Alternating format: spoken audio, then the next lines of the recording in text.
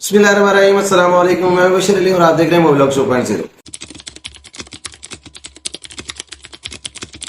आजकल बहुत सारे ऐसे कंट्रीज हैं जो डिजिटल नोमैड वीजाज को प्रमोट कर रहे हैं। बहुत सारे यूरोपियन कंट्रीज जो हैं वो डिजिटल नोमैड वीजाज इशू कर रहे हैं, बल्कि इंट्रोड्यूस कर रहे हैं, ताकि लोग जो हैं वो पढ़े लिखे लोग, जो खास तौर पे ऐसे लोग जिनके पास एक रेगुलर इनकम आ रही होती है या उनके पास पैसे होते हैं, वो आए और उनकी कंट्री में रहें और वहां पर उनकी इकोनॉमी को सपोर्ट मिलती है। उससे आपके लिए एक बहुत ही जबरदस्त चांस है, क्योंकि इसमें आपको किसी किस्म की कोई स्पॉन्सरशिप नहीं चाहिए होती, कोई जॉब नहीं चाहिए होती, कोई जॉब ऑफर लेटर नहीं चाहिए होता, कोई एम्प्लॉयर नहीं चाहिए होता आपको, और ना ही आपको किसी किस्म की दूसरी रिक्वायरमेंट्स होती हैं, जैसा कि आपको इंग्लिश लैंग्वेज की रिक्वायरमेंट नहीं होती, ना ही आपको कोई एज लिमिट की रिक्वायरमेंट होती है, ना वर्क एक्सपीरियंस की रिक्वायरमेंट होती है, ना कोई टेक्निकल स्किल्स की रिक्वायरमेंट होती है, ना आपको कोई एजुकेशन की रिक्वायरमेंट होती है। तो रिक्वायरमेंट्स भी जीरो होती हैं और इसमें जो स्पॉन्सरशिप भी आपको नहीं चाहिए होती, किसी किस्म का कोई एम्प्लॉयर की मोहताजी नहीं होती आपको। तो इसमें जस्ट आपने ये शो करवाना है कि आपको इनकम आ रही है, चाहे आप फ्रीलांसर हैं, आपको फ्रीलांसिंग से इनकम आ रही है, चाहे आप कोई प्रॉपर्टी ऑनर है, आपको प्रॉपर्टी इनकम आ रही है, चाहे आप कोई बिजनेस ऑनर है, आपकी कोई कंपनी है, आप कंपनी को कहीं से भी बैठकर ऑपरेट कर सकते हैं और आपकी कंपनी काम करती रहेगी और आपको वहां से इनकम आती रहेगी, तो आप वहां पर जा सकते हैं डिजिटल नोमैड वीजा लेकर। तो आज मैं जिस कंट्री का डिजिटल नोमैड वीजा के बारे में आपको बताने जा रहा हूं वो है हंगरी। और हंगरी का डिजिटल नोमैड वीजा जो है, इसका नाम है Hungary white card. Hungary white card की डिटेल्स क्या है वो मैं आपको जल्दी से बताता हूं। आपको इसके अंदर क्या क्या रिक्वायरमेंट्स होगी, बहुत ही नॉर्मल सी नॉमिनल सी रिक्वायरमेंट्स हैं और बहुत ही सिंपल से डॉक्यूमेंट्स आपको प्रोवाइड करने हैं, और उसके बाद आप ये वीजा लेकर जा सकते हैं हंगरी और वहां पर 1 साल रह सकते हैं। 1 साल का आपको वीजा मिलता है और ये 1 साल के लिए एक्सटेंडेबल है। तो इस तरह आपके पास 2 साल होते हैं, यूरोप में जाकर आप 2 साल रह सकते हैं। तो जब आपको 2 साल का स्टे मिल जाता है यूरोप में रहने का, उस दौरान आप वहां पर रहकर बहुत सी चीजों को समझते हैं और वहां से आप दूसरे कंट्रीज में भी विजिट कर सकते हैं, आराम से जा सकते हैं, वहां पर भी अपॉर्चुनिटीज फाइंड कर सकते हैं और पुर्तगाल जैसे कंट्री में जाकर डॉक्यूमेंट्स भी फाइल कर सकते हैं और जर्मनी जैसे कंट्री में जाकर जॉब भी सर्च कर सकते हैं और वहां पर जॉब, परमानेंट जॉब लेकर वहां पर भी मूव कर सकते हैं। बहुत सारी ऑप्शंस ओपन हो जाती हैं आपके लिए। जस्ट एक दफा आपने पाकिस्तान से या आप जिस भी कंट्री से देख रहे हैं वहां से निकलना होता है और एक दफा आप ये वीजा लगवा कर निकल जाए, यूरोप चले जाए, उसके बाद बहुत से रास्ते आपको इंशाल्लाह जरूर मिल जाएंगे। तो अभी मैं आपको जल्दी से स्क्रीन पर लेके चलता हूँ और स्क्रीन पर जाकर दिखाता हूँ कि हंगरी व्हाइट कार्ड की जो बेसिक रिक्वायरमेंट्स डिटेल्स क्या है। लेकिन स्क्रीन पर जाने से पहले मैं आपसे रिक्वेस्ट करूंगा कि अगर आपने अभी तक मेरे चैनल को सब्सक्राइब नहीं किया तो मेरे चैनल को जरूर सब्सक्राइब कर लीजिएगा। इस टाइम आपको स्क्रीन पर जो वेबसाइट नजर आ रही है वो हंगरी की वेबसाइट है और सामने आपको नजर आ रहा है white card residency for digital nomads. और इसमें जो फर्स्ट पॉइंट है उसमें आगे 2 सब कैटेगरीज है या 2 कैटेगरीज आप कह सकते हैं। पहली कैटेगरी है एम्प्लॉयड पर्सन के लिए, यानी कि वो बंदा जो जॉब कर रहा है, चाहे वो फ्रीलांसिंग कर रहा है, चाहे वो रिमोट जॉब कर रहा है, जो कि दुनिया में कहीं पर भी हो सकता है और उसका एम्प्लॉयर भी कहीं पर भी हो सकता है, लेकिन हंगरी का नहीं होना चाहिए, यानी कि वो हंगरी में जॉब ना कर रहा हो, बाकी कहीं भी कर रहा हो।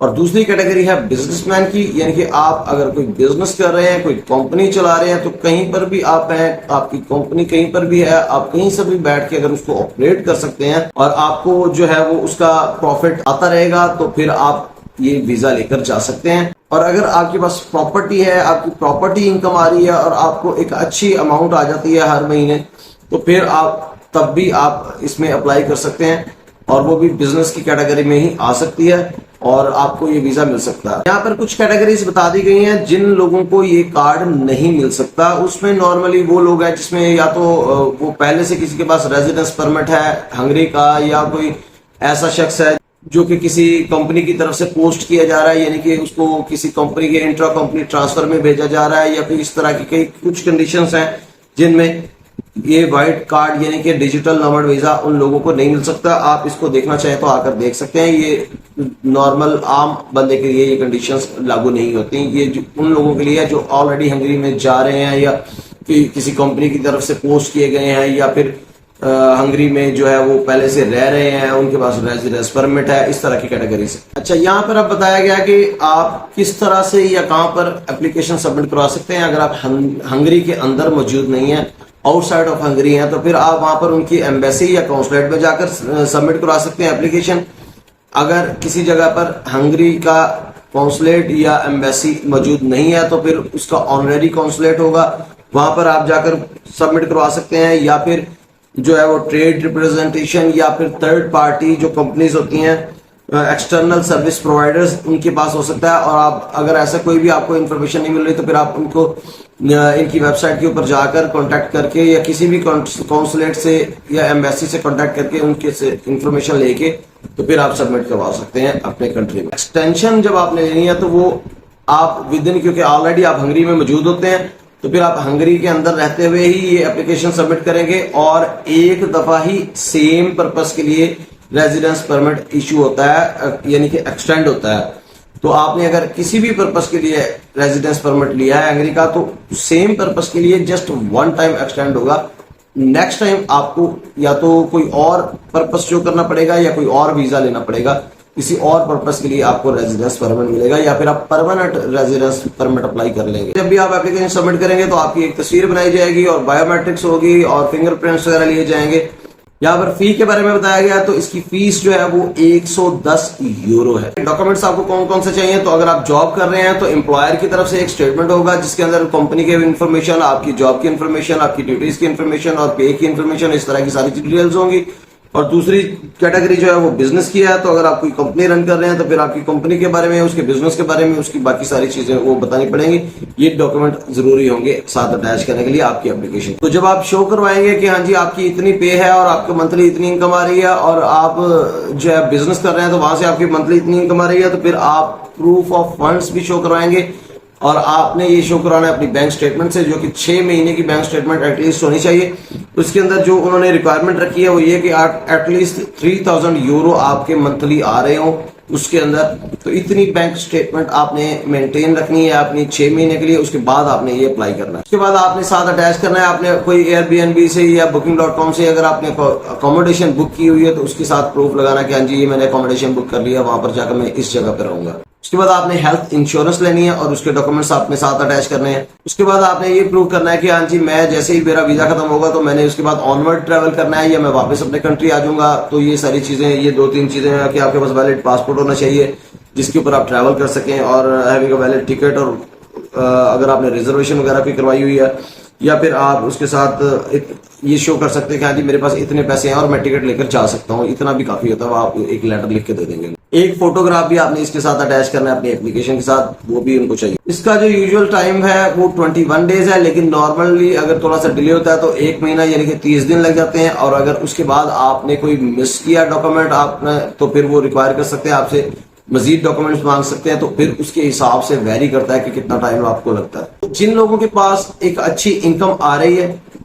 जो लोग विजिट वीजा लेकर यूरोप जाना चाहते हैं, उससे बेहतर है कि आप डिजिटल नोमैड वीजा लें किसी भी कंट्री का, वहां जाकर रहें, 2-4 महीने रहें, असेस करें, चीजों को समझें।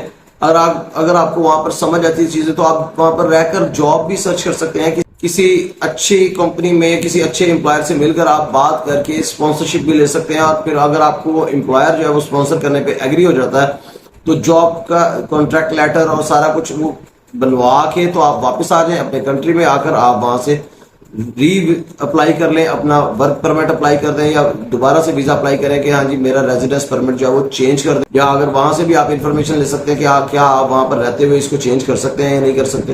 तो अगर आपको ये वीडियो पसंद आई है तो इसको लाइक कर दें। अगर आपने अभी तक मेरे चैनल को सब्सक्राइब नहीं किया तो मेरे चैनल को जरूर सब्सक्राइब कर दीजिएगा। अगर आपको लगता है कि इस वीडियो को शेयर करने से किसी का भला हो सकता है तो इस वीडियो को सदका जारिया समझकर अपने दोस्तों आपके साथ शेयर कर दें। इंशाल्लाह आपको भी इसका स्वाब मिलता रहेगा। अपना बहुत सा ख्याल रखिएगा और मुझे जरूर अपनी दुआ में याद रखिएगा। बहुत जल्द इंशाल्लाह आपसे मुलाकात होगी किसी नई अपडेट और अपॉर्चुनिटी के साथ एक नई वीडियो में। तब तक के लिए इजाजत दीजिए। अल्लाह हाफिज।